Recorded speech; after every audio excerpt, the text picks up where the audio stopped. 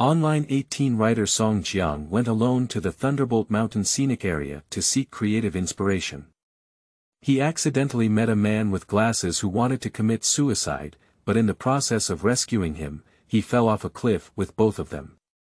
The man with glasses died on the spot, and Song Jiang was seriously injured.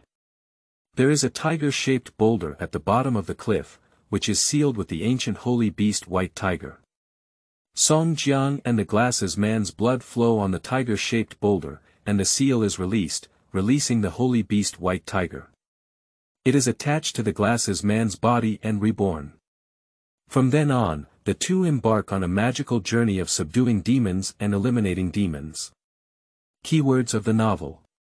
Library clerk without pop-ups, library clerk downloading the complete collection of TXT, library clerk reading the latest chapters. Chapter 1. Suicide by leaping off a cliff. You are listening at novelfull.audio. Chapter 1. Suicide by leaping off a cliff. On the cliff, a man in his 30s stood by the edge with a resolute expression, his eyes filled with despair. No one knew what he had experienced before, which gave him the courage to stand on this abyss. At the same time, a young man with slightly curled hair and black glasses with myopia glasses ran up from below, panting heavily. Perhaps due to his lack of vigorous exercise, he was sweating profusely, and his glasses on his face were slowly sliding down the bridge of his nose due to sweating. Big brother. Do we have something to talk about? I've been with you all the way, and I'm not going anywhere. I'll go up the mountain. And then head straight here. I knew you must have been narrow-minded. With my brother's advice, there's nothing in this world that can't be crossed. Flaming Mountain, as long as you're still alive, anything is possible. Little Curly Hair said breathlessly as she pushed her glasses on her face. After hearing this, the man glanced sideways at Little Curly Hair and remembered that he had indeed seen her before at the foot of the mountain. He smiled weakly and said, "Do you know where this place is? How dare you follow me like this?" Xiao Juanmeo looked around and noticed that the surroundings were pitch black, causing him to feel a bit uneasy. However, he still said stiffly, "Isn't this just a scenic spot? When I came up earlier, there seemed to be a sign with an introduction written on it, but it was too dark and I didn't look carefully." The man smiled helplessly and said, "This place is called Tiger Jumping Cliff, and it is a famous suicide holy land far and wide." As soon as Little Curly Hair heard this, he calmed down a lot and saw him smile and say, "Is that right? I dare say that this is where the tiger jumps off the cliff." "That's just right, I'm here to gather wind." The man listened with some confusion and said, "Are you here to gather wind?" Xiao Curly nodded and said, "Well, I'm a horror novel writer. I really don't have much creative inspiration, so I'll go to some famous places to find inspiration." The man smiled bitterly and said, "So you've come to the right place today." At this moment, Little Curly Hair walked up to the man with a naturally familiar appearance, glanced down, and then muttered, "I've heard from a doctor friend that 9 out of 10 people who killed themselves would regret it, especially those who jumped off buildings. They would regret it as soon as they went down, but it was too late to say anything at that time. They couldn't grow wings and fly up on their own. It would take at least 60 or 70 meters below, right? If this falls, the head of the melon seeds will have to be smashed to pieces. Do you think it's Big Brother?" Sigh.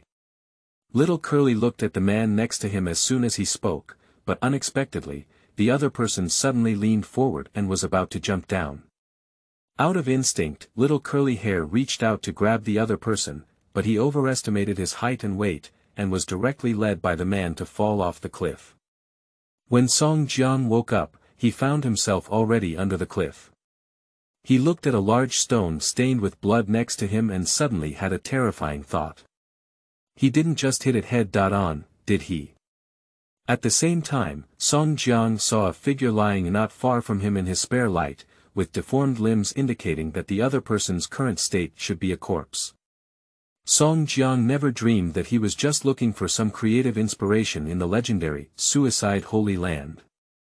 Unexpectedly, he had a vague experience of what it means to commit suicide by jumping off a cliff. Although he was very scared in his heart, he tried to move his body first and found that his arms and legs seemed to be able to move and there was no particularly painful area. So he quickly got up from the ground and planned to call for help. Unexpectedly, when he took out his phone and looked at it, his heart turned to ashes. The screen of the new phone he had just bought a while ago had already been smashed to pieces. Although Song Jiang always wants to see ghosts, he himself is a true atheist. Otherwise, he wouldn't dare to run to various haunted places of great evil. But although he is not afraid of ghosts, he is only afraid of one thing.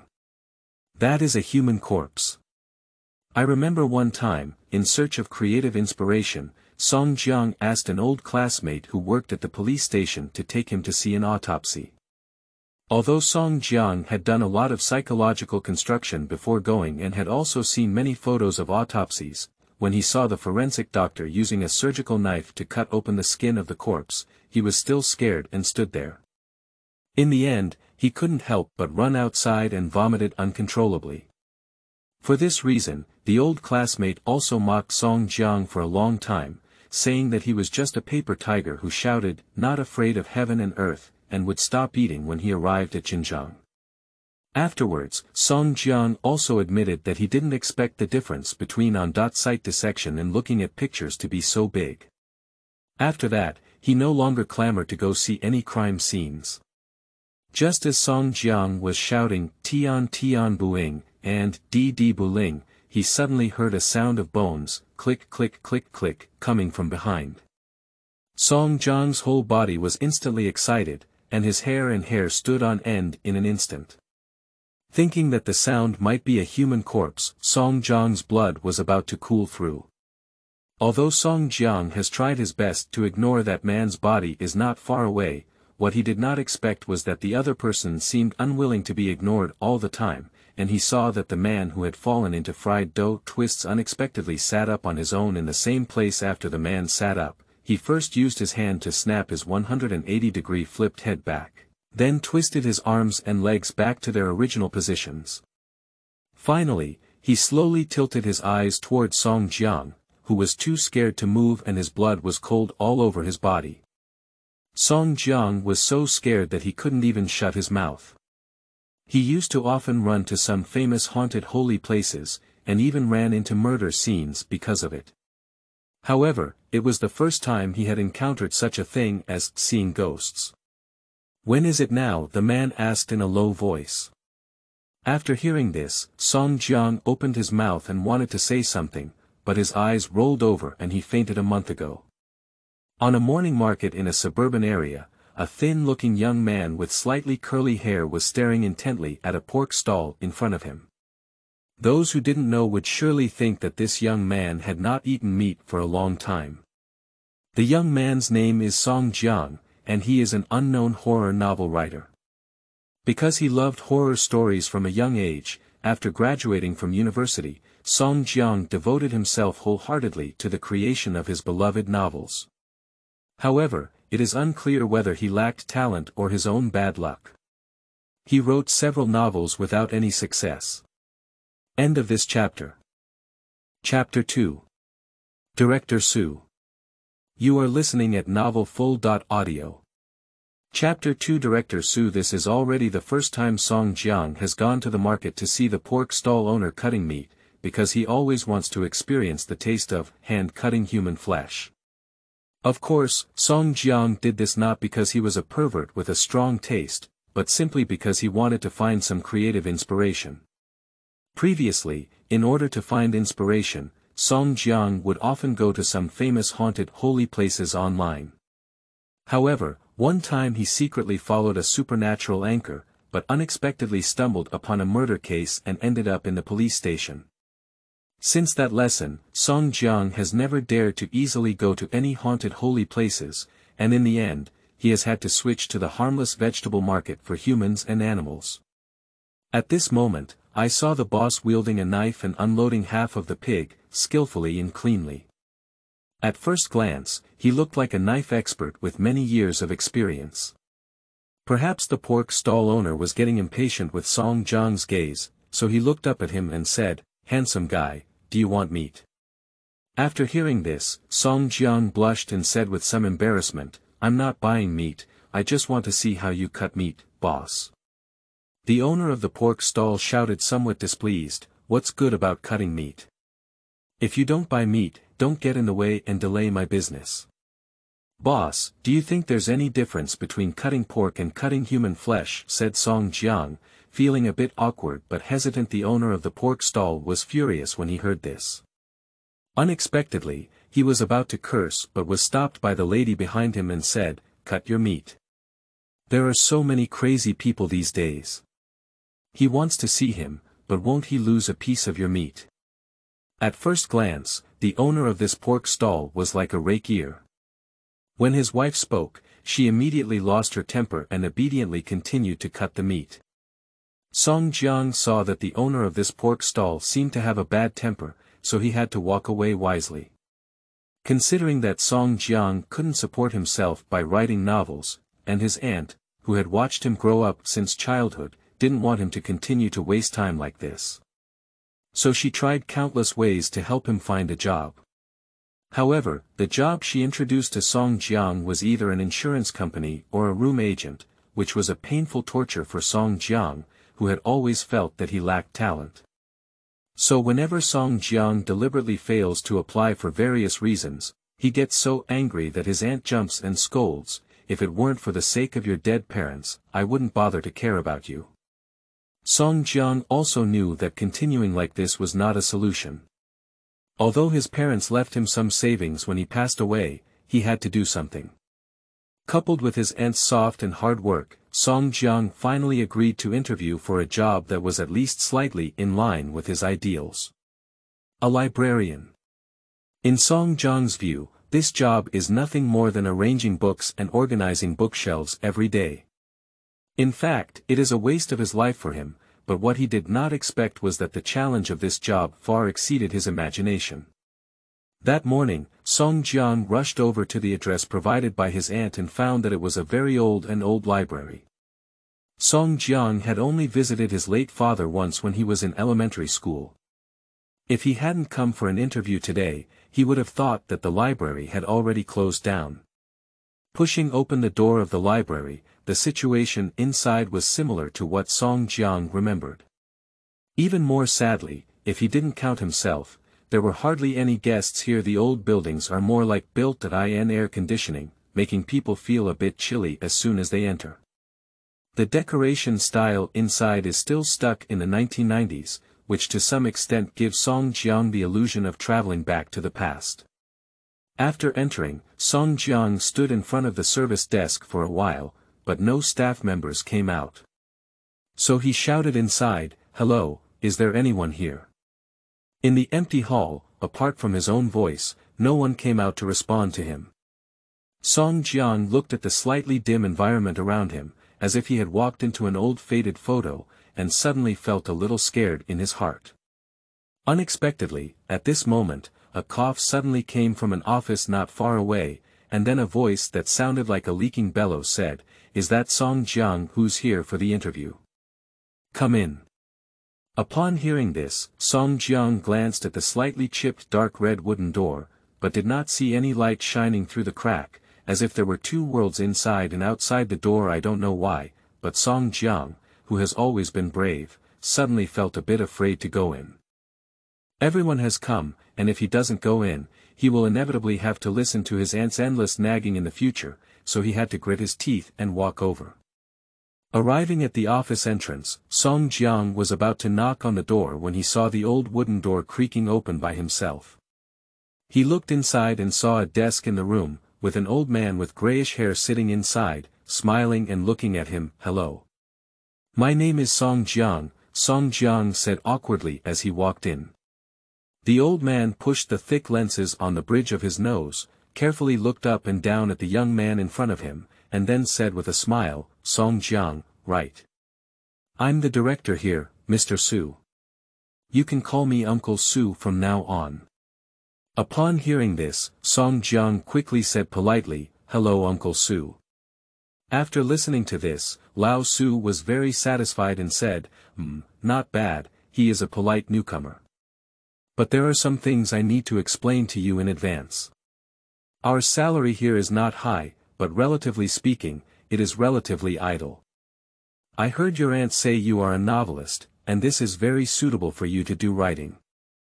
As long as you do your job well every day, the rest of the time you want to read, and write.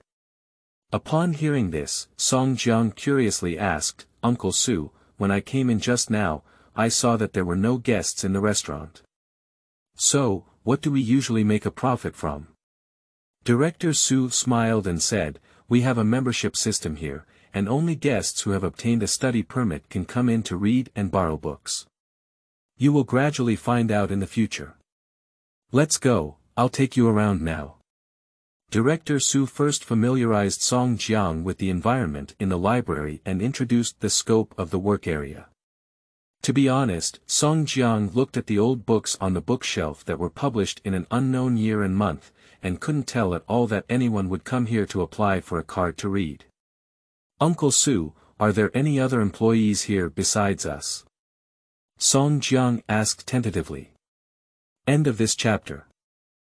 Chapter 3. Qipao Beauty. You are listening at novelfull.audio.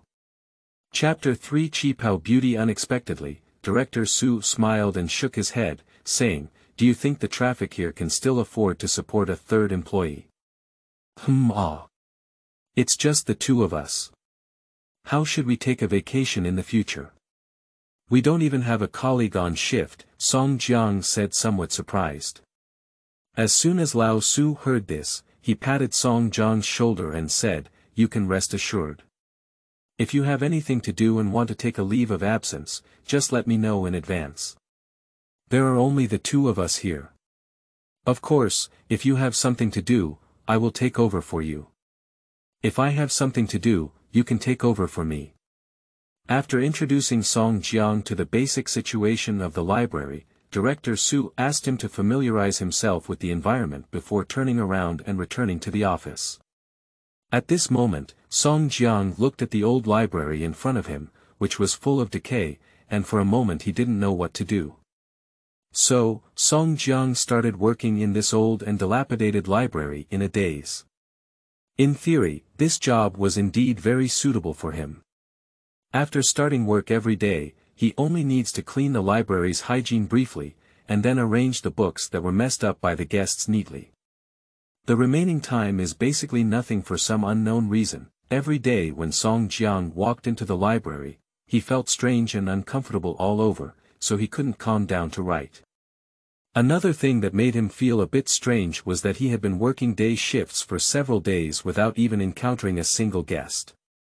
Finally, Song Jiang couldn't help but ask Director Su in a somewhat puzzled manner, Uncle Su, the library doesn't have any guests during the day.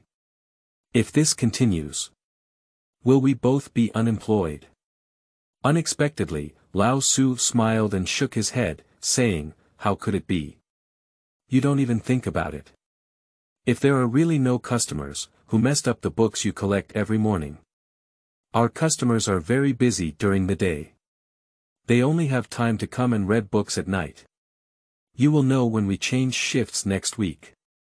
Upon hearing this, Song Jiang didn't ask any more questions. In fact, he was so happy that there were no guests in his heart, so he had plenty of time to look at the books in the library.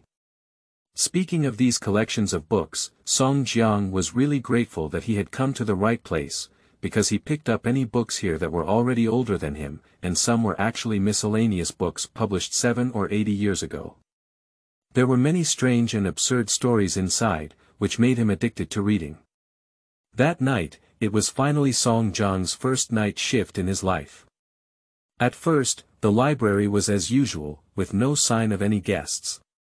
Just as he thought he could slack off and sleep tonight, he suddenly heard the library door being pushed open with a creaking sound. Upon hearing the sound, Song Jiang looked up and saw an old man leaning on a civilized stick and wearing a white top hat walk in. He saw that the person sitting at the service desk was Song Jiang, so he touched his mustache and said, "Oh. There's a new person in the library. Why didn't you hear Su Leaguai talk about it?" As soon as Song Jiang heard the other person calling director Su Lao Guai, he knew that their relationship must be very familiar. Not to mention, this nickname for director Su Lao Guai really suits him. But after all, this was the first guest that Song Jiang had officially received since he started working, so he quickly smiled and said, "Hello, my name is Song Jiang, Su. Director Su is on the day shift today." After hearing this, Bai Li Hat nodded and said, "This old man, who looks so shabby and still works the day shift, is not afraid to scare the guests during the day." Upon hearing this, Song Jiang muttered to himself, "Uncle Su is not very good looking, but customers in the dark are also customers. How can we not be afraid of scaring them?" Although he thought so in his heart, Song Jiang didn't say so, but instead said with a dry smile, "I have only been working for a few days, and my business is still a bit unfamiliar. If there is anything I haven't done well, please bear with it." Unexpectedly, Bai Li Mao waved his hand and said, "It's okay. I'm very familiar with this place, so I don't need your help for now." Upon hearing this, Song Jiang breathed a sigh of relief and secretly felt fortunate to have met a talkative guest. Otherwise, if he were really asked to find a book, his eyes would be completely darkened. The night shift bookstore was indeed, as the director said, much livelier than during the day. Shortly after Uncle had appeared, a few more guests came in one after another, but none of them were as familiar as Uncle Hat. Seeing the late-night clerk replaced by Song Jiang was only a slight surprise, and they all went to read on their own. For such guests, Song Jiang still likes them very much. "You don't disturb me, and I don't disturb you either." This is also the reason why he gradually started to like this job. Unexpectedly, just as he was smug and crossing his legs to read the storybook in his hand, he heard a woman's voice in his ear, "May I ask if Director Su is there?" Song Jiang, who was completely engrossed in reading, was startled by the sudden sound and almost threw the book out of his hand.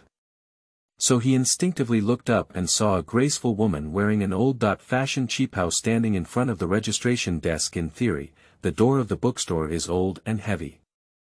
If someone pushes the door in, Song Jiang cannot hear any sound, and this woman is still wearing a pair of red high heels. How could she walk without making any noise? Although he was startled by the other party, they were still guests and immediately called for Director Su. Song Jiang naturally didn't want to slack off and quickly stood up and said, "Director Su is on the day shift today. Do you have anything to do with him?" The woman was noticeably disappointed upon hearing this, and then saw her give Song Jiang a faint glance before asking softly, "Are you new here?" At that time, Song Jiang was seen by women looking at her like a deer. There are too many beautiful girls on the internet nowadays. Although Song Jiang is still a virgin, he is not a naive bumpkin with no knowledge. He really didn't want to be careful of being dirty and bouncing at a glance. But besides her distinctive appearance and shaky figure, the woman in front of her has a retro beauty, just like the Qipao beauties who appeared in old movies in the 1930s. Song Jiang, a woman with this temperament, has never been encountered in real life before, so when someone looked at her, she immediately felt a bit confused. She gasped for a while before saying, "Hello, my name is Song Jiang, and I'm a new salesperson." The woman nodded and then sighed lightly, saying, "Since he's not here, I won't disturb him." After speaking, the woman turned around and walked towards the direction of the door. However, she didn't take 2 steps before suddenly turning back to look at Song Jiang and saying, "Little brother, the job here is not suitable for you. Take my advice. Switch careers as soon as possible." End of this chapter. Chapter 4. Disappearing Store Doors. You are listening at novelfull.audio. Chapter 4. Disappearing Store Doors. Although Song Jiang felt that this woman was indeed good looking in his heart, he was momentarily distracted by her brainless words and thought to himself, "Why is this job not suitable for me? Is there any job in this world that is even better than here, where you can just hang out and wait to die?" Just as Song Jiang looked puzzled, Uncle Hat walked over with 2 books and said, "Xiao Song, who are you talking to? Old Su is here." After hearing this, Song Jiang turned his head to look at Uncle Hat. However, when he turned his head again to look at the woman, he found that she had disappeared at some point. Song Jiang didn't know how to explain to Uncle Hat that the woman was there just now, but suddenly disappeared. So he had to casually say, it should be an old customer of Director Su. He left on his own when he saw Director Su wasn't there. After listening, Uncle Hat smiled and didn't continue to ask further. Instead, he threw 2 yellowed books at Song Jiang and said, "Register, I'll borrow these 2 books today." Song Jiang took a look at the names of the incomplete books, one called Dan Jing, and the other called Yao Yin. He flipped through them casually and found that they were all in seal script. Although each word is relatively familiar when picked up individually, Song Jiang has no idea what is written in the book when put together. After a simple registration, Song Jiang smiled at Uncle Hat and said, "These 2 books are also too old. Be careful when you read them, don't fly pages." Unexpectedly, Uncle Hat didn't take it seriously and said, "Don't worry, I promise you won't lose a single word when you return it, otherwise Lao Su will definitely have trouble with me." After seeing off Uncle Hat, Song Jiang continued to daydream alone. He had no inspiration these past few days, so he couldn't even write a word. When he thought about the pitiful subscription volume of his book Evil Ghost and Fierce God Falling in Love with You, Song Jiang immediately felt that the takeout he had just ordered was not very popular. At the thought of taking out, Song Jiang took a look at the time, and found that the hot fried rice noodles he ordered had exceeded the time limit by more than 20 minutes, so he immediately dialed the number of the takeout boy. "Dude, if you don't deliver it again, my rice noodles will be lumped," Song Jiang said with some displeasure. But on the phone, the delivery guy's voice came out panting, "Big brother, I've been walking around here 3 times. Where's the bookstore you mentioned?" Although Song Jiang also knew that this bookstore was a bit remote, he couldn't go anywhere he couldn't find. So he quickly said to the delivery guy, "Wait a moment, I'll go out and pick you up. Don't hang up yet." As a result, when Song Jiang came to the bookstore, he saw a delivery boy in a red vest carrying a box of fried rice noodles and looking around. Upon seeing this anger in his heart, Song Jiang thought to himself, with 2 or 5 eyes, how could he stand at the entrance of the bookstore 3 times without entering? Thinking of this, Song Jiang angrily pushed the door open and said, "Big brother, are you here to play you use flood control with me?" 3 times through the door without entering. Unexpectedly, Song Jiang's sudden appearance startled the delivery guy. He looked at Song Jiang with a frightened expression and said, You, where did you come from?" After hearing this, Song Jiang casually pointed to the door he had just left and said, "Big brother, can't you see such a big glass door?" As a result, Song Jiang was stunned halfway through his words, only to see the bookstore door he had just walked out of nowhere disappear and turn into a sturdy red brick wall. He reached out his hand in disbelief, touched the brick wall, and then muttered to himself, "What is this situation?" At this time, the delivery boy didn't want to stay here for another second. He quickly put fried rice noodles into Song Jiang's hands and said, "Remember the praise." Then he rode away without looking back, leaving Song Jiang standing alone in the wind with an ignorant face. In fact, Song Jiang has always been a person who doesn't believe in evil, so he used to often go to some strange places to find inspiration, but what he encountered today definitely refreshed his worldview for over 20 years. Song Jiang couldn't help but think to himself, did he encounter a ghost hitting the wall? But ghost stories are usually not like this routine. How can I take out food and still not go back? At first, Song Jiang thought of calling the police, but after much consideration, he eventually gave up. Because he really can't figure out how to seek help from the police uncle, he can't just say he came out of his work bookstore to take out a takeout and then got lost, can he? Not to mention being a police uncle, even he wouldn't believe it when he said that.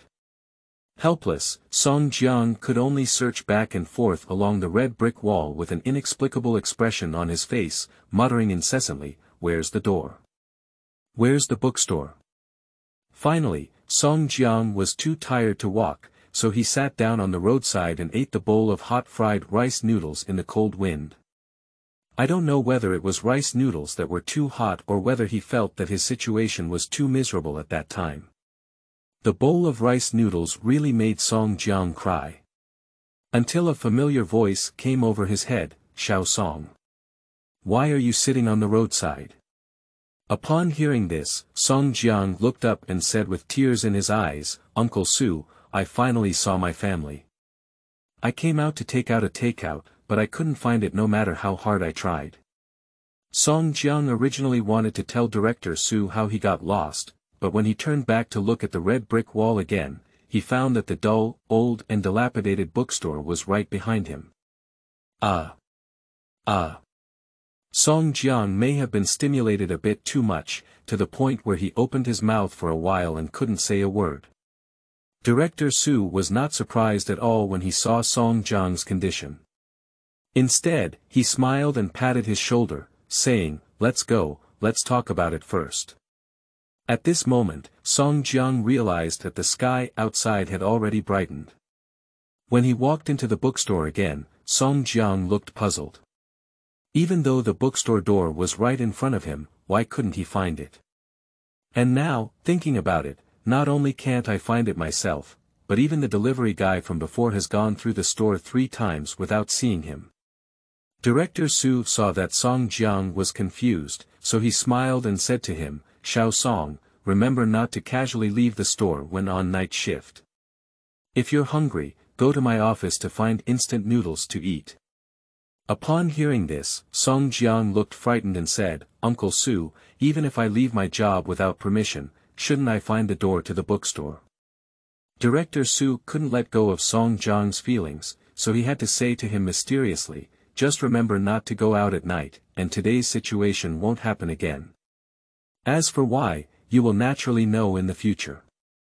End of this chapter. Chapter 5. Suicide Holy Land. You are listening at novelfull.audio. Chapter 5. Suicide Holy Land. After all, Lao Su is his own leader, and he doesn't want to make it too clear.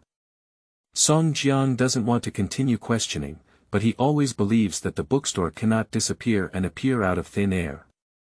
Therefore, there must be some unknown secret in this old bookstore. Considering that Song Jiang was startled by the small situation during his first night shift, Director Su gave him a day off the next day and told him that in the future, whenever he had something to do on the 1st or 15th day of the Lunar New Year, he would let Song Jiang work the night shift again, and he would only work the day shift for the rest of the time. Although Song Jiang said a few polite words thanking Uncle Su for taking care of him on the surface, his heart was full of doubts about working the night shift. Why can't he go out at night? Why can't both myself and the delivery guy find the door to the bookstore?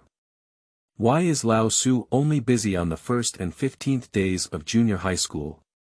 Although the mystery of the bookstore has not been solved yet, Song Jiang's life still needs to continue. Although working in the bookstore can provide basic necessities, he is still a person with aspirations, so he needs to continue to seek creative inspiration. At noon that day, while chatting in a QQ group of online writers, he heard a guy named Frost Blossom February Red say that there is a secret banned scenic spot on the famous tourist attraction of Thunderbolt Mountain, which is said to be a famous suicide holy land. If you don't have creative inspiration, you might as well go there and explore. Maybe you will be able to have a spring of ideas when you come back. The other person was the speaker who had no intention, but Song Jiang was the listener who had an intention. Whenever he thought of his pitiful subscription, he became anxious and had a toothache. Instead of staying at home all day and working in isolation, it was better to go to that so-called suicide holy land and take a chance. Maybe he could turn a tram into a motorcycle. Do whatever you say. Song Jiang asked Director Su for a 3-day leave the next day, but when he heard that the place he was going to was Thunderbolt Mountain, he pinched his fingers and calculated, "Xiao Song, I see that your yin tang has been getting dark lately. It's best not to do anything high altitude or underwater these days." But Song Jiang has always been a staunch atheist, and he never believes in mystical destiny. So he laughed and said, "Uncle Su, I'm just going to the wilderness to gather wind and find some creative inspiration. Don't worry, I'll definitely come back to work in 3 days." Director Su looked at Song Jiang's back and shook his head, sighing, "Ah. He's another short-lived ghost, he's even 3 points weaker than the previous one." After taking his leave, Song Jiang went home and simply packed his luggage before boarding the tourist bus to hit Leishan. Before leaving, he had intended to call his aunt to say something, but when he thought that her aunt heard that she was looking for creative inspiration, she would definitely scold him for not neglecting his career. So he decided not to call this number. However, what Song Jiang did not expect was that his trip was a near death, and it directly opened a new chapter in his life. When the bus arrived at its destination, it was already noon, so after getting off the bus, Song Jiang quickly found a small restaurant in the scenic area to eat something, and also inquired with the locals about the suicide site. The owner of the small restaurant is very hospitable. When he heard that Song Jiang wanted to inquire about the suicide holy land, he said with a mysterious expression, "Most people don't know about this. That place is called Tiger Jumping Cliff. It was always good when it was open to tourists for the first few years, but later for some reason. People always went there to seek death, and there were those who died, and there were those who didn't. But every time there was a stir, and a group of police and firefighters went to rescue it. Later, the person in charge of the scenic spot couldn't afford it anymore, so they directly sealed off that attraction. Don't say anything, this move really worked. Since Tiger Jumping Cliff was sealed off, there really hasn't been anything that's meant to happen again." Upon hearing this, Song Jiang looked curious and asked, "Boss, how exactly can I get to that tiger jumping off the cliff? Is it easy to find?" The restaurant owner's face changed immediately upon hearing this and said, "Young man, I see you're young and handsome. Why can't you take it so seriously?" As soon as Song Jiang heard that the boss misunderstood him, he quickly explained, "I'm not going to commit suicide. I just want to go there and take a few photos. By the way, I'm writing horror novels and I want to find some creative materials." After listening to this, the restaurant owner looked up and down at Song Jiang and pouted, "Everything really happens now. Actually, it's not a big deal to tell you because it's not difficult to get to that place, but even if I tell you, you can't get in. Didn't I say it before? That place has been closed for a long time, and tourists can't even get in." Song Jiang noticed that the boss was not strict with his words, so he accompanied him with a smile and said, "Just tell me how to get there. I don't necessarily have to go up, just take a few photos at the entrance to find some inspiration." The restaurant owner casually took out a tourist map from the counter and said with a smile, "Why don't you buy a local guide map? It's also easier to find some." Upon hearing this, Song Jiang immediately understood and without saying a word, he paid for the map. Then, the restaurant owner pointed at the map and told Song Jiang how to get there by jumping off the cliff. Just as the two of them met and circled the exact location of the tiger jumping off the cliff on the tourist map, a diner sitting in the corner silently took note of what the two of them said. That was a tall and thin man, about 30 years old, with sharp features that were hard to forget at a glance. However, for some reason, there was an indescribable melancholy between his eyebrows. After finishing his meal, Song Jiang bid farewell to his boss and happily walked out of the restaurant. However, he soon realized that things were not as simple as he thought, because he didn't even know how to read maps. In other words, Song Jiang was a road enthusiast. He left the usual 1 acre and 3 fen of land and didn't even know what to do. After wandering on the roadside for a long time, Song Jiang didn't even know which direction to go. He wanted to ask someone, but he didn't dare to ask anyone casually. After all, the place he was going to was a forbidden area for lightning strikes. If he accidentally asked the staff here, it would be troublesome. Song Jiang searched around for a while, but didn't even see half of the tourists. Just as he didn't know where to go, suddenly a somewhat familiar man passed by in front of him. Seeing that the other person was dressed like a tourist, Song Jiang immediately called out to the man, "Big brother, "Do you know where the north is?" After being stopped, the man stood in place for a moment, then pointed to a distant hill and said, "That's north." Before Song Jiang could say thank you, the man got into an off-road vehicle and drove in the opposite direction. End of this chapter. Chapter 6. Not died. You are listening at novelfull.audio. Chapter 6. Not died. At that time, Song Jiang didn't think much and was ready to walk in the direction pointed out by the man. However, after a few steps, he suddenly stopped because he suddenly remembered where he had seen that guy before. That person. Didn't they just have dinner at the same restaurant as me? No wonder they look familiar. Song Jiang muttered to himself. At that time, although Song Jiang remembered where he had seen the other person, he did not find anything inappropriate. It was not until he walked a few hundred meters forward that he suddenly saw a signboard that clearly stated his direction was south. Song Jiang was so angry in his heart that he didn't understand if the person just now had a mental illness. If he didn't know, he would say he didn't know. Why should he point himself in the opposite direction? On the contrary. Can you say? Thinking of this, Song Jiang quickly turned around and ran back, because if that guy had heard him and the boss talking to each other in the restaurant at the time, and he had pointed him in the wrong direction later on, it would highly likely indicate that his destination was also a tiger jumping off a cliff. Fortunately, Song Jiang had a good memory and remembered the other party's license plate number. So he walked north for about half an hour and saw an off-road vehicle parked on the roadside. Song Jiang walked to the front of the vehicle and looked around, quickly discovering a mountain road blocked by wire and wooden stakes. If Song Jiang guessed correctly, this should be the mountain road leading to Tiger Leaping Cliff, as it was sealed by the Scenic Area Management Office due to frequent accidents before. Thinking of this, Song Jiang immediately crawled into the nearby bushes and, without hesitation, walked towards the direction of the mountaintop. This mountain road has been sealed off for a while, so there are many weeds on the road. It is quite difficult for Song Jiang, a young man without any outdoor hiking experience. He has been severely hit in the face by branches several times, but Song Jiang can't afford to save others. Song Jiang didn't chase for a while before seeing the figure of the man. He saw the other person walking leisurely ahead, seemingly not worried about someone stopping him. After seeing the other person's figure, Song Jiang immediately breathed a sigh of relief. I don't know if it's because the other person's legs are too long. Although Song Jiang could see the figure of the man, he couldn't catch up.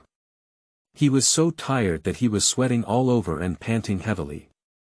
If it weren't for his life, he wouldn't even want to leave. After finally waiting for each other to stop, the two of them had already arrived at a cliff. When Song Jiang woke up again, he felt his cheeks ache from being pulled. He opened his eyes in a daze and saw the guy who was about to jump off the cliff before standing in front of him, his eyes cold and staring at him. "Wake up," the man asked expressionlessly. Song Jiang looked around and found himself sitting in a car, so he said with a bewildered expression, How could I be here?" The man chuckled and said, "You really don't remember." Song Jiang looked at the man's somewhat familiar face and tried to recall where he had seen him before. It wasn't until he saw the environment outside the car that he suddenly remembered something. So he pointed at the man with a frightened expression and said, You're not. Are you dead?" The man smiled and deliberately twisted his neck, making a clicking sound between his bones. He then said in a gloomy tone, "You may be feeling dizzy, why don't you come and touch me to see if I have a heartbeat?" Song Jiang was really scared. The last time he saw a murder scene, it wasn't as terrifying as before. After all, in his previous understanding, a person would die if they died, and the most terrifying thing was a corpse. But the man in front of him was different. He watched with his own eyes as the other person changed from a living person to a corpse, and then from a corpse to a human. Thinking of this, Song Jiang quickly reached out to pull the car door, wanting to escape from the terrifying guy in front of him. Unexpectedly, he had been pulling for a long time but couldn't open it. At this moment, a man's voice came from behind his ear, "Don't bother. The car door has already been locked by me." Song Jiang was suddenly frightened and couldn't turn back. He stuttered and said, "Big brother, we used to have no grievances, and we haven't had any recent grudges. If you become a ghost, don't come to me. If you have any unfulfilled wishes, tell me, I'll help you find a way." The man saw that his goal had been achieved, so he no longer intimidated Song Jiang. He sat up straight and said, "I dare not take my last wish for granted. That's something that only dead people have. I want to know now when and who is in power now." The other party's thoughtless words made Song Jiang feel confused. Although he was afraid in his heart, he persisted and asked, "Big brother, can you speak some human language? I can't understand the nonsense." The man saw that Song Jiang still didn't believe he was not a ghost, so he forcefully grabbed his hand and placed it on his neck, saying, "Feel it, is it hot? Listen again, is there a sound of heart beating?" At first, Song Jiang was very resistant. If it weren't for going to the restroom before going up the mountain, he probably would have been scared to pee by now. But when he touched the warm sensation on the other person's neck, he immediately froze and realized that the man in front of him was really a living person. Seeing that Song Jiang was no longer incoherent, the man said softly, "Can you speak well now?" Song Jiang nodded awkwardly and said, "It's possible, but I saw you fall off a cliff. How could it be that nothing happened?" Unexpectedly, the man asked in response, "Shouldn't you care about yourself now? Did you forget that you also fell off the cliff?" Upon hearing this, Song Jiang's heart suddenly thumped. Previously, he had been constantly attacked by one shock after another, and he had never thought about this issue.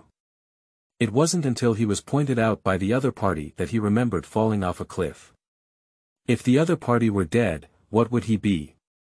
Thinking of this, Song Jiang nervously swallowed his saliva and reached out to touch himself. Fortunately, he was also warm, so he let out a long breath and said, "Big brother, can you stop scaring me? Can we have a good chat?" Unexpectedly, the man said innocently, "I didn't scare you, I was just stating a fact, and I have always wanted to have a good conversation with you. It's you who can't talk to me normally. Can you answer my question now?" After knowing that neither the other person nor himself was dead, Song Jiang's state was noticeably calmer than before. "Sure, you can ask what you want," he said. "What time is it now?" The man said in a deep voice. End of this chapter. Chapter 7. Meng Zhe. You are listening at novelfull.audio. Chapter 7. Meng Zhe. Upon hearing this, Song Jiang touched his shirt pocket and took out his phone, feeling extremely distressed.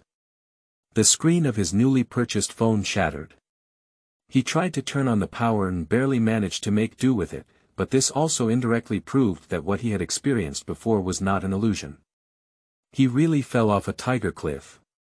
It's 7:36 p.m. now, and today is September 5, 2021. Song Jiang finally answered the man's question head on. The man didn't speak after listening, just stared blankly in the direction of the tiger jumping off the cliff, his eyes dark and frightening, while Song Jiang's mind was still a bit confused, unable to understand how he could have fallen from that high place without anything.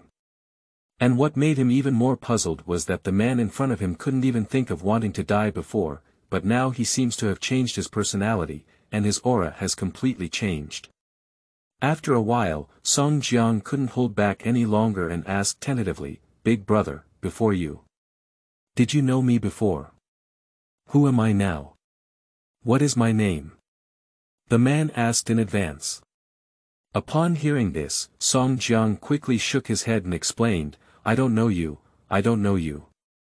To be precise, we only met once and have no idea who we are." The man was somewhat disappointed upon hearing this. After thinking for a moment, he lowered his head and rummaged in the car. Finally, holding an ID card, he muttered to himself, "So your name is Meng Zhe. Upon hearing this, Song Jiang glanced askance at the man's ID card. Who is the photo on it? So he chuckled and said, Brother Meng, right. Don't joke about this kind of thing again in the future, it's too dangerous. Meng Zhe looked up at him and said, Who's your name? Call you. Aren't you Meng Zhe? Song Jiang said with a puzzled expression. The man clearly didn't quite adapt to the name, and after a moment of reaction, he nodded and said, Well, my name is indeed Meng Zhe. Upon hearing this, Song Jiang said in a somewhat speechless tone, Don't you call me Meng Zhe. Big brother, there is only one life, can we cherish a little bit? This time, it's not that we both had a big life and didn't fall to death. You don't even have time to regret it now, do you? Meng Zhe saw that Song Jiang's courage had increased and his anger had grown. He looked at him with a funny expression and said, You haven't felt anything uncomfortable. After listening to this, Song Jiang also learned from Meng Zhe to move his shoulders and neck, then shook his head and said, No, not only is there nothing uncomfortable, but it also feels indescribably refreshing all over. After hearing this, Meng Zhe looked at him with a smile on his face and said, If not, it would be better. Song Jiang saw that this old man was a bit normal now, so he urged him to drive down the mountain as soon as possible. After all, this place is really a bit sinister for him, so he stayed here to avoid long dreams at night. Unexpectedly, the road down the mountain was bumpy. If Song Jiang hadn't seen Meng Zhe driving his own car up the mountain, he would have thought this guy was driving without a license. As soon as they arrived at the foot of the mountain, the two were detained by the staff of the scenic area, claiming that they had entered the restricted area without authorization, which seriously affected the regulations of the scenic area and must be reported to the police for handling.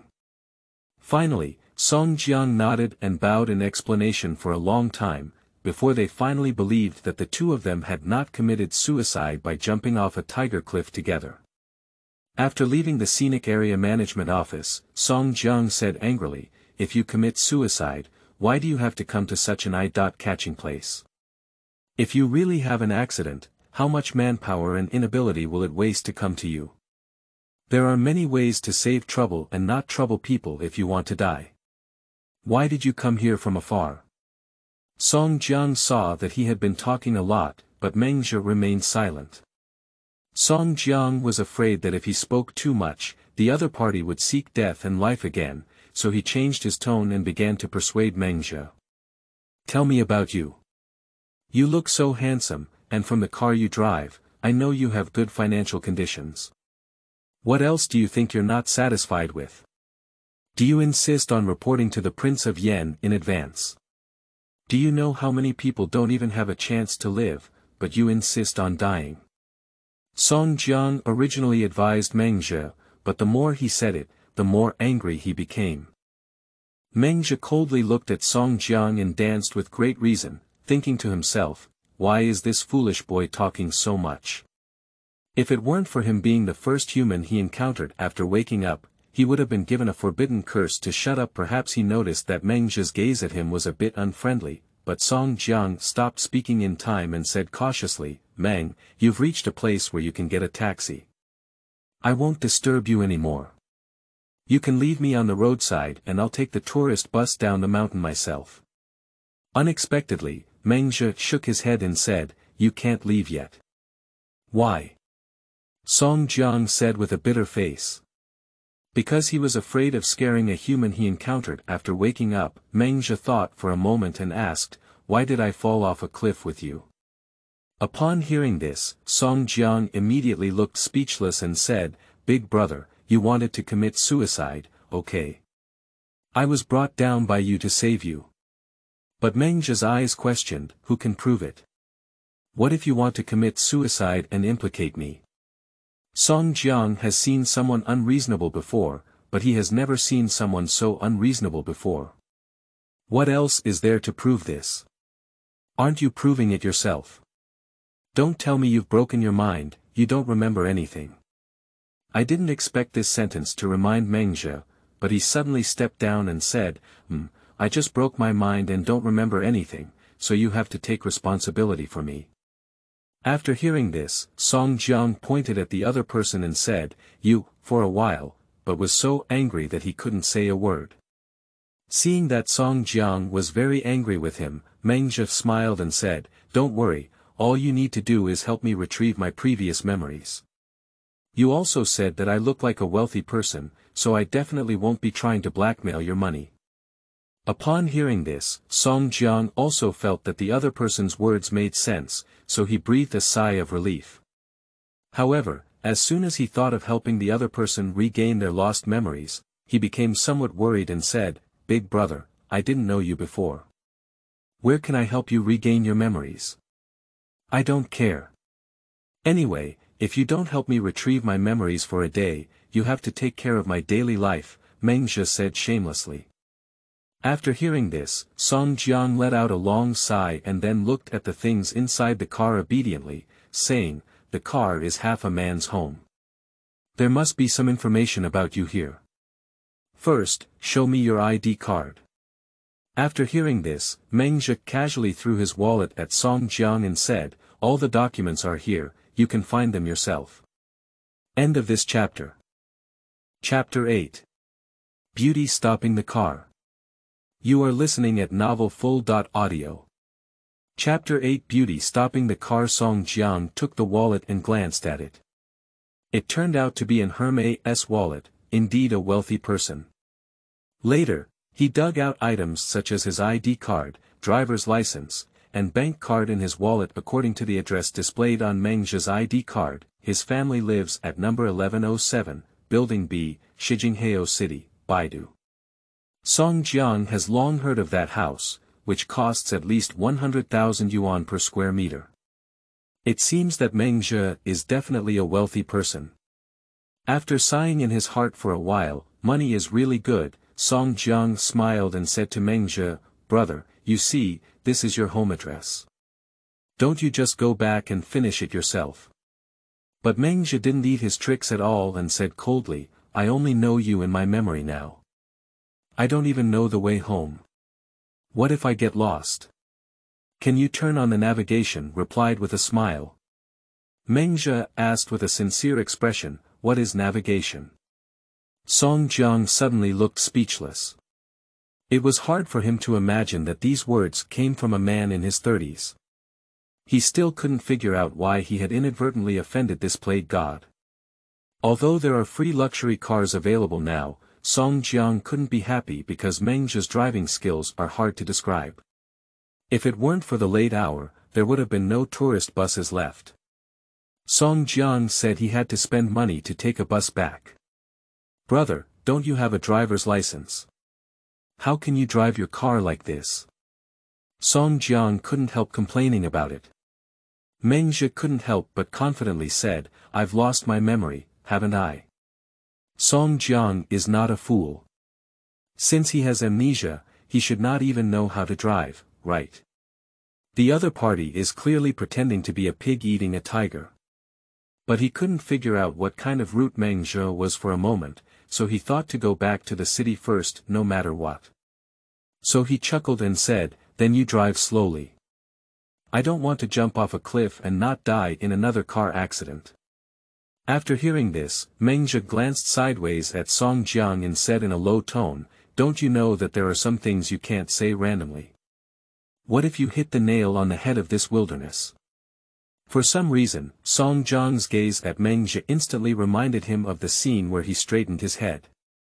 He quickly shook his head to clear the terrifying scene from his mind and constantly hypnotized himself. It was a dream. That's just a dream. Don't scare yourself, how could a living person's head turn 180 degrees? But that scene was so terrifying that the more Song Jiang wanted to forget, the clearer the scene of the other person breaking their head with bare hands became. Just as Song Jiang's heart became increasingly anxious, he caught a glimpse of many pedestrians walking along the roadside. At this time, the sky was already very dark, and it was reasonable that no tourists should have climbed the mountain at this time. However, as the headlights shone far away, the number of pedestrians on the road increased. "Are there any activities in the scenic area today?" Song Jiang muttered with some confusion, but he didn't notice Meng Zhe's red light flickering in his eyes, staring coldly at the pedestrians walking on the road. Because the sudden appearance of pedestrians aroused Song Jiang's curiosity, he temporarily dispelled his fear of Meng Zhe and focused all his attention on those people. Unexpectedly, at this moment, he accidentally saw a headless man standing on the roadside. At some point, Meng Zhe had quietly increased his speed, so the headless man only flashed past Song Jiang's eyes. However, despite this, he still startled Song Jiang and asked in astonishment, "Did you see it just now?" "What did you see?" Meng Zhe asked inexplicably. Because the speed was too fast, when asked by Meng Zhe, Song Jiang couldn't be sure if the man he had just seen had no head. So he shook his head and said, "It's nothing, maybe I was dizzy and saw a man without a head standing on the roadside." Then he comforted himself and said, "Maybe it's that guy wearing a fluorescent windbreaker, and when the light shines, it feels like he has no head." Unexpectedly, Meng Zhe looked at him sideways and said, "Oh. I don't think so. Have you ever thought about how so many tourists could hike up the mountain at night in this season?" Meng Zhe's words reminded Song Jiang that this is a famous suicide destination. Can we say that these tourists on the roadside are wandering lonely ghosts here? Thinking of this, Song Jiang immediately shook his head and reminded himself that he was a staunch atheist. Where did any ghosts or demons come from in this world? Meng Zhe saw that Song Jiang was so scared that he had to forcefully brainwash himself, which was ridiculous. He deliberately asked, "Do you believe there are ghosts in this world?" Upon hearing this, Song Jiang shook his head like a tambourine and said, "Where do ghosts come from in this world?" Unexpectedly, Meng Zhe smiled and said, "I hope you can be so optimistic in the future." "Don't worry, my only advantage is optimism," Song Jiang said with a dry smile. Afterwards, the two of them chatted haphazardly and finally drove out of the area of Thunderbolt Mountain without any danger, arriving at a relatively better road. Unexpectedly, at this moment, a woman in thin clothes appeared on the roadside and reached out to stop the car. Upon seeing this, Song Jiang quickly turned his head and said to Meng Zhe, who was driving, "Meng, someone is blocking the car ahead." Meng Zhe said, and didn't say anything else. Song Jiang thought this guy wouldn't stop the car so well, but when the car reached the woman's side, he slammed the brakes and parked the car steadily on the roadside. That was a pretty girl dressed up as a hiker. When she saw Meng Zhe stop the car, she happily said, "Big brother, my friend and I got separated. Can you give me a ride forward?" After hearing this, Meng Zhe casually said to the woman, "Get in the car." When Song Jiang saw the weather in late autumn, the woman was only wearing a thin short-sleeved T-shirt. She was curious and asked, "How did you get off the mountain so late?" After getting into the car, the woman said with a strange expression, "I missed the last tourist bus, my phone ran out of battery, and I couldn't reach my friends. So I had to walk down the mountain." Upon hearing this, Song Jiang couldn't help but be secretly surprised in his heart. There must be at least a 30-kilometer journey up and down the mountain, and the woman walked all the way without blushing or jumping. She still wore such thin clothes. This physical fitness really made Song Jiang envious. Afterwards, the woman kept her head down and remained silent. Song Jiang wanted to chat with the other person several times without saying anything, but they never really liked to talk to him. In the end, he had to keep his mouth shut uninteresting, but still couldn't help but mutter in his heart. Since he had such a strong sense of vigilance, why take a ride casually? End of this chapter. Chapter 9. Corpse Spot. You are listening at novelfull.audio. Chapter 9 Corpse Spot. After a while, Song Jiang saw that neither the woman nor Meng Zhe had any intention of speaking, so he deliberately coughed lightly and said, "It's not safe for a girl to ride on the roadside at such a late night. In the future, it's better to try to drive during the day." Unexpectedly, the woman sneered and said, "If you don't meet someone with ulterior motives, what's the difference between a woman and a man? Aren't you also starting out in the dark?" Song Jiang felt that the other person's tone was a bit sinister, and she was also kind enough to say that. Besides, it was she who easily got into a stranger's car. This was when she met two kind-hearted people, him and Meng Zhe. What if she had bad luck and really encountered bad people? After all, Song Jiang was an honest child. Although he thought so in his heart, he didn't say anything on his lips. He just looked up at Meng Zhe to see how he reacted. Unexpectedly, he saw Meng Zhe staring fixedly at the woman sitting in the rearview mirror. I don't know when it started, but there was a thick fog quietly rising outside the car, and visibility quickly decreased. At most, one could see things 10 meters away clearly. This time, without Song Jiang's reminder, Meng Zhe took the initiative to slow down the speed while driving. Song Jiang felt that the situation outside the car seemed a bit out of place. It seemed like they had already walked this distance before. Why did they drive for half a day and then come back? This way. Shut up, are you driving or am I driving? Song Jiang was about to ask Meng Zhe what the situation was, but he retorted him with just one sentence. I don't know why, but Song Jiang was a bit afraid of this man named Meng Zhe from the bottom of his heart, so he just wanted to quickly return to the city and find another chance to escape, regardless of whether this guy has real or fake amnesia. Meng Zhe saw that Song Jiang was scolded by himself and didn't say a word, so he was very satisfied and said, "This road is not ordinary. Today is your lucky day, you're walking with me. Otherwise." Unexpectedly, Meng Zhe suddenly stopped halfway through his words.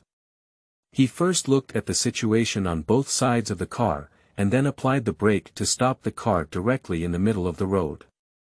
This time, Song Jiang couldn't help but speak, so he said anxiously, "Meng, how can you park your car in the middle of the road? If you want to get out of it, you have to park on the roadside too." But Meng Zhe completely ignored Song Jiang and turned his head coldly to look at the woman in the back seat. At this moment, Song Jiang felt that the atmosphere in the carriage was not quite right, and he also smelled a very unpleasant smell in the air, like the smell of pork that had been stored for a long time, making people feel nauseous. This smell should have been present since the woman got into the car. At first, it only occasionally drifted up from the back seat. Song Jiang could barely bear it, but now it was so smoky that he could hardly open his eyes. So he couldn't care too much and reached out and pressed the window button. The cool night breeze instantly diluted the stench in the car. Song Jiang resisted the urge to smoke and turned his face towards the window, gasping for breath. He really admired Meng Zhe's composure, but he didn't react at all. At this moment, Meng Zhe suddenly asked, "Where do you live at home?" The woman still didn't lift her head, just said softly, "I haven't returned home for a long time, and I don't remember the way back." Upon hearing this, Song Jiang couldn't help but cry in his heart, thinking to himself, how did he encounter another guy with an abnormal brain? In fact, he felt confused all the way, never figuring out how he and Meng Zhe survived. It wasn't that he didn't want to know, but rather that he vaguely felt that once he figured it out, he might lose something. However, one thing Song Jiang always remembers is that this man named Meng Zhe must have an abnormal brain, so he just wants to return to the city as soon as possible and quickly get rid of Meng Zhe, this crazy person. As a result, this one has not been dismissed yet, but now we have encountered another one. And Meng Zhe seemed to have anticipated that women would answer that way long ago. He saw him squint at the rearview mirror and say with a smile on his face, "You got on the wrong car." Song Jiang was taken aback and thought to himself, what's wrong with Meng Zhe? Why didn't you just say that you didn't want to pull someone? It's a bit unfair to pull someone to a place like this where they don't have access to the village or the store and have to rush them off the bus now, isn't it? However, the woman sneered and said, "How do you know you're not going the wrong way?" Previously, when a woman got into the car, the light was too late, and it was impolite to always stare at a girl, so Song Jiang didn't see it too clearly. But now, when he stopped and looked at it again, he found that the woman's face was so pale that she couldn't help but turn blue, and there were strange dark patches on her arms in order to seek inspiration for writing. Song Jiang once asked his high school classmate Wu Lei, who worked in forensic medicine, to show him some photos of corpses. Therefore, how did he see the black bruises on both sides of a woman's arms resembling corpse spots? Even if Song Jiang was foolish, he knew that it was impossible for dead spots to appear on a living person's body. Coupled with the nauseating smell in the car, he, who never believed in evil, had to doubt whether the woman who was blocking the car halfway was still a living person. If possible, Song Jiang really wants to get off the car and leave immediately, because the atmosphere in the car is extremely eerie now. A woman with a body odor and a man who can't even fall off a cliff completely collide. And at this moment, the situation outside the car is not much better. The thick fog in the sky is as thick as a ghost coming down. It's also late at night now. If I get lost, wouldn't it be even more troublesome?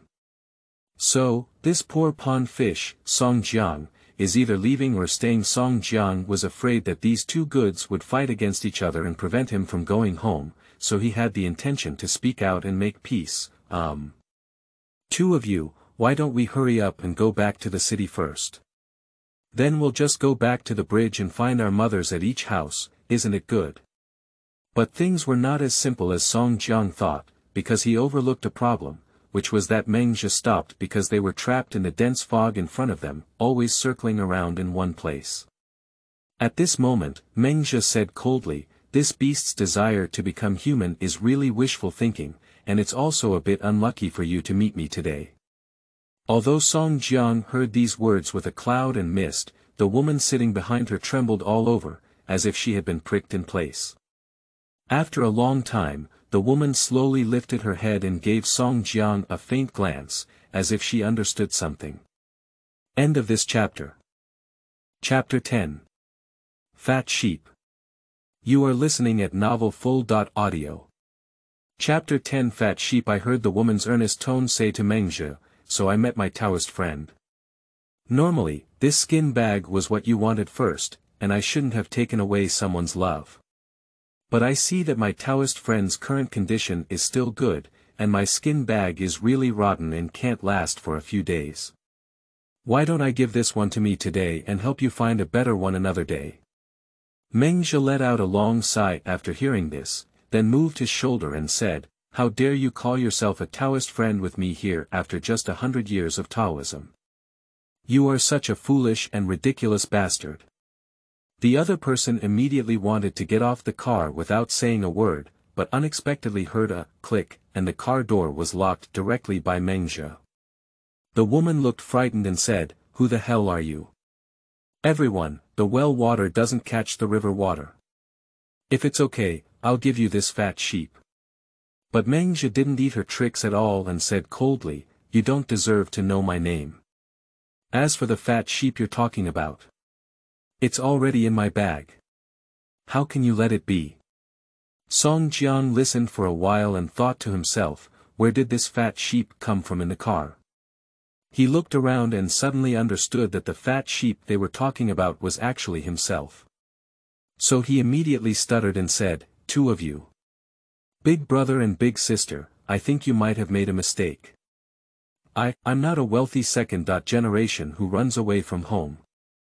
I have no money or color, not even a sheep, let alone fat."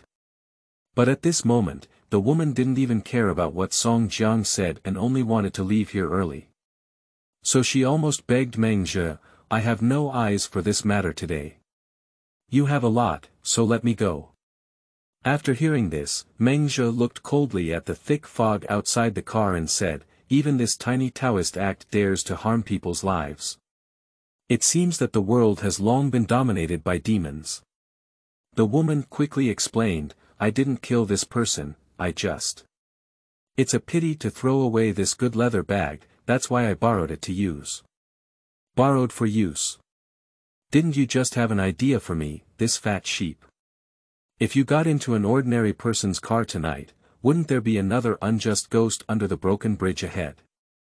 After Meng Zhe finished speaking, he gently waved towards the front, and the thick fog that had been so thick that it could not be dissolved suddenly dissipated. Then, a broken bridge appeared in front of Song Jiang, causing him to break out in a cold sweat. If it weren't for Meng Zhe's timely parking just now, they would probably have already fallen off the bridge with both people and cars by now. The woman immediately changed her face and said with a sinister gaze, "This Taoist friend, I advise you not to toast, not to eat, and not to be punished. It's too urgent. At most, the three of us can all fish to death and be caught together." Although Song Jiang didn't quite understand what the two of them had said before, he still understood the broken bridge and the fish dying in front of him. He quickly spoke up and advised, "Both of you, listen to my advice. Actually, robbing is not easy to do, why not?" Halfway through his words, he saw a layer of yellow fluff on the woman's grayish face, which frightened him. He quickly pressed his body tightly against the car door and desperately signaled Meng Zhe to turn his head and look behind. Unfortunately, Meng Zhe didn't even glance at Song Jiang and just sighed slightly, "If you go the right way, I can give you a way to survive today. It's a pity that you're stubborn. Remember to be a decent animal in your next life." Upon hearing Meng Zhe's words, the woman finally realized that she was probably doomed today, so she suddenly extended a furry claw and fiercely grabbed at Song Jiang, who looked frightened. Song Jiang had never seen such a scene before. He immediately let out a scream of fear and tightly covered his eyes with his hand. Just as he thought he was going to die this time, he heard Meng Zhe coldly say, "They said the fat sheep belongs to me. You're looking for death." Upon hearing this, Song Jiang looked out through his fingers and saw the woman sitting in the back seat leaning motionless to the side, unaware of her life or death. "Get off the car, drag this disgusting thing out for me," Meng Zhe said angrily. Song Jiang was stunned for a moment before suddenly realizing that Meng Zhe was talking to him. He was a bit dissatisfied and said, "Why should I tow it? This car belongs to you, and you also made me dizzy." But when he saw Meng Zhe's face, he immediately lost his confidence and finally had to grit his head and say, "You have locked the car doors. How can I get off?" Meng Zhe didn't speak after listening, just glanced behind Song Jiang and heard a click sound. The car door opened in response, causing Song Jiang, who was tightly against the door, to fall out of the car and fall heavily to the ground. What happened in the car just now was completely beyond Song Jiang's understanding, so he stood up from the ground and hardly hesitated.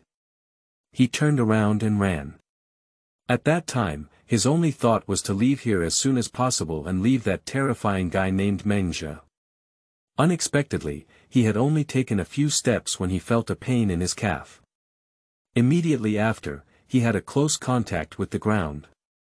When he got up again, he found that his calf had been hit by a large and fat yellow dead mouse just now. Song Jiang is not afraid of mice, but the smell of this thing is exactly the same as that of the woman. So he instinctively got up and ran again, afraid that if he slowed down a step, he would become as smelly as the woman. As a result, he only ran a few meters away this time and felt something moving with him under his feet. Song Jiang lowered his head and looked down, instantly frightened his 3 souls and 7 souls. He dared not take another step forward no matter what. He saw a woman with long hair rolling her head to his feet. At the same time, Meng Zhe's voice came from behind, "If you dare to run, I guarantee that the next time something flies over will be even more special." Song Jiang was so scared by the human head that his feet softened. He sat down on the ground directly. If it weren't for witnessing it with his own eyes, he would never have believed a woman who had just been bouncing around. At this moment, his head had already been pulled off by someone. After waiting for a while, Song Jiang said in shock, "How could you? How could you pull someone's head off?" Unexpectedly, Meng Zhe said innocently, "I didn't pull it out. With just a gentle touch, I fell off on my own. Besides, don't you have a long nose? That woman's cavity is already rotten. If it weren't for the magical power of this beast, she probably wouldn't have looked human long ago." End of this chapter.